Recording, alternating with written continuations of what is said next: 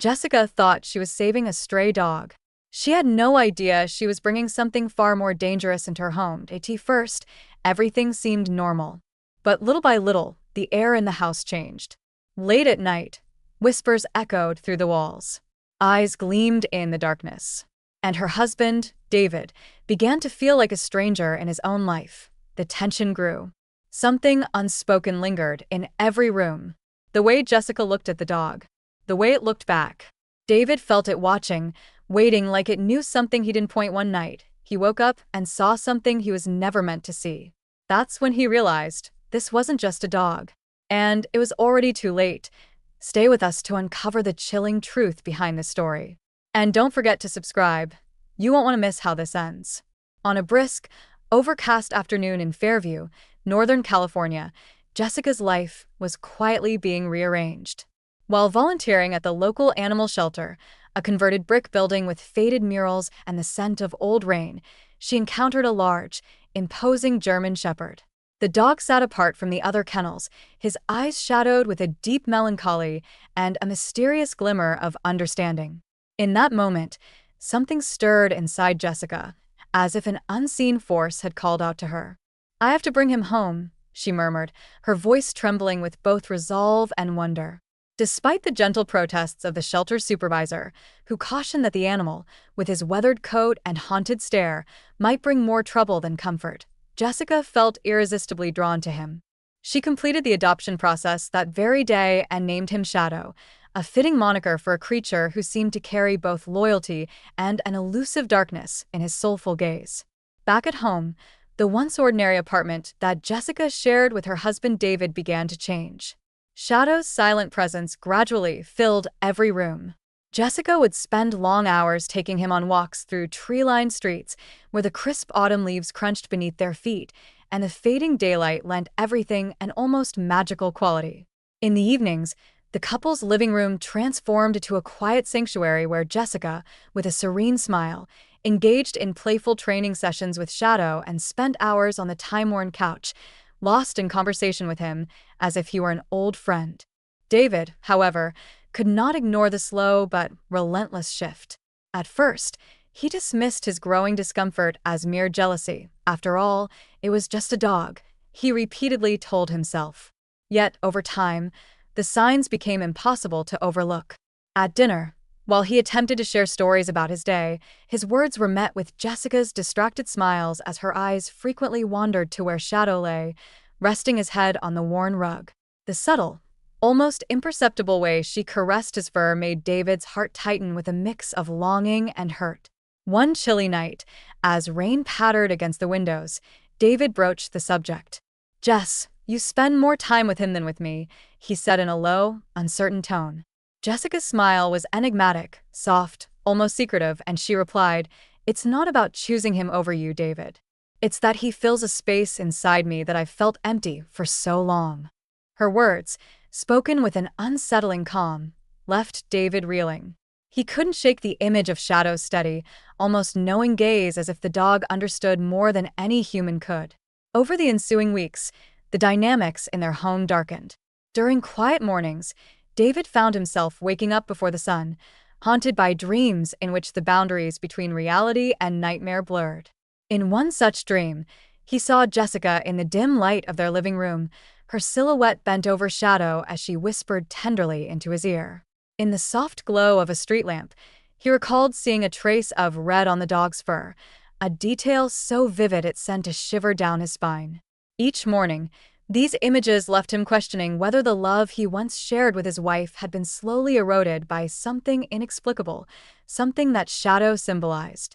As the days turned into a suffocating blur of tension and isolation, David began to notice further unsettling changes. In the quiet lull of an evening after dinner, while the house was bathed in the soft amber glow of table lamps, he overheard Jessica speaking in a hushed, almost hypnotic tone, not to him, but to Shadow, as if sharing intimate secrets. The dog's deep, resonant growl punctuated the air, and for a moment, it felt as though an unspoken pact was forming right there in the dim room. David's heart pounded. He felt both displaced and terrified by the intensity of their connection. One particularly stormy night, Unable to bear the oppressive silence any longer, David rose from a restless sleep. The sound of distant thunder mingled with the creaks of the old house as he ventured into the hallway. There, in the barely lit corridor, he caught sight of Jessica on her knees beside Shadow. The scene was surreal. Jessica's hand gently traced the dog's head, and her lips moved in soft, indecipherable murmurs. For an agonizing moment, David felt as if he were intruding on a sacred ritual.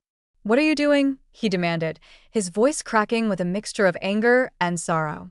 Jessica turned slowly, her eyes reflecting a disconcerting mix of tenderness and something far less human. "Do you even understand what it means to be truly seen, David?" she whispered. "Shadow isn't just an animal, he listens. He understands the silence in my soul in a way that no man ever could." Her words, delivered with a quiet intensity, struck David like a blow. In that instant, the room seemed to close in around him. Shadow's eyes glowed in the dim light, and a low, almost imperceptible growl resonated, as if the dog were warning him of the inevitable change that had taken root.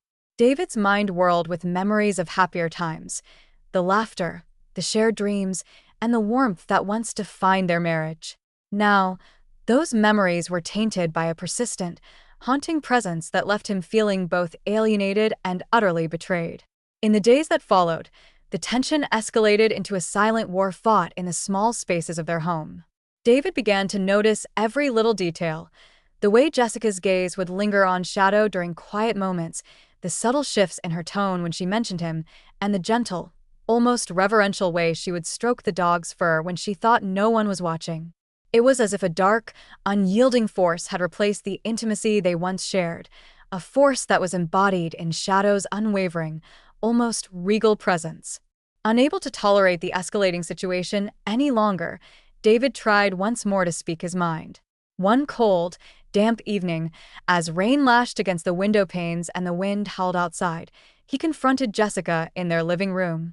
"I can't do this anymore," he said, his voice barely rising above the sound of the storm. "Every day, I feel like I'm losing you, not to time or distance, but to him." Jessica regarded him with an unsettling calmness. "Losing me," she repeated softly, her eyes never leaving Shadow's. "You never really knew me, David. With him, I've found a kind of devotion, a purity that your love, so full of conflict and expectation, could never provide." In that charged moment, the air grew thick with an unspoken dread. Shadow's low, guttural growl filled the silence between them, and for a heartbeat, the room seemed to exist in a timeless space of fear and longing. David's mind raced, trying to comprehend how the woman he once adored could so completely transform before his eyes. The realization dawned upon him: he was not merely facing a change of heart, but the presence of something utterly alien, a force that had silently usurped his place in her life. The confrontation reached its peak when, in a fit of desperation, David attempted to seize Shadow's collar in a futile bid to reclaim some semblance of control. But the dog reacted instantaneously, his lips parting to reveal a flash of sharp teeth, as if to remind him that he was no longer the master of this home. Jessica leaned in close, her breath warm against his ear as she whispered, "Leave while you still can, David." The command was delivered not with cruelty, but with a detached certainty that chilled him to the bone. Overwhelmed by the weight of his own insignificance, David staggered back and fled, the echo of his pounding heart mingling with the relentless patter of rain. In the immediate aftermath, David tried desperately to convince himself that everything had been a terrible misunderstanding, a momentary lapse in judgment that could be remedied. He called Jessica repeatedly, pleading for a return to the past, to the days when their love was simple and untainted. But each call was met with silence or a response so cool it cut through him like ice. And then the nightmares began. Night after night, David was tormented by vivid dreams in which he saw Jessica and Shadow together, their forms merging into an indistinguishable haze of whispered secrets and forbidden intimacy. In one recurring vision, he awoke to find himself alone in their former home, the faint sound of soft laughter echoing from darkened corners. In another, he saw Jessica, bathed in the glow of a street lamp, her bare skin illuminated as she cradled Shadow like a cherished relic. These dreams bled into his waking hours, leaving him perpetually on edge, haunted by the specter of a love lost and replaced by something unnameable. Unable to endure the relentless torment, David eventually summoned the courage to file for divorce. With shaking hands and a voice thick with despair, he told the lawyer, "I'm leaving because my wife has replaced me with a dog, a creature whose silent devotion has filled the emptiness in our home." The process moved swiftly, and when Jessica received the papers, her reaction was not one of shock or anger, but of a serene, almost imperceptible acceptance. "You never truly understood," she said calmly over the phone, her tone laced with a sorrow that David could barely decipher. "I needed something constant, something that could fill the void, something beyond the fickleness of human love." The divorce was finalized in a matter of weeks, and David found himself moving into a small, stark apartment devoid of warmth and personality. Yet even in this new, impersonal space, the memories of that dark period clung to him like a persistent shadow. Every creak in the night, every soft whisper of the wind outside, reminded him of the house he had once shared with Jessica and the silent, relentless presence of shadow. As the months passed, David attempted to rebuild his life. He threw himself into work, met new people, and even tried to enjoy the simplicity of solitude. But every quiet moment was tainted by a lingering sense of being watched, a feeling that he was never truly alone. In the dead of night, he began receiving mysterious phone calls. One evening, as he dozed fitfully in his sparse living room, the phone rang. The voice on the other end was hoarse and laden with a sorrowful weight, punctuated by a deep, almost imperceptible growl in the background. "I am still here, David," the voice murmured, sending a chill through him before the line went dead. Though he tried to dismiss these incidents as fragments of a fractured mind, the memories were too potent to ignore. In the quiet hours before dawn, David would sit by his window, staring out into the darkness, certain that somewhere in the shadows, a pair of eyes, yellow, unblinking, and filled with ancient understanding, were fixed upon him.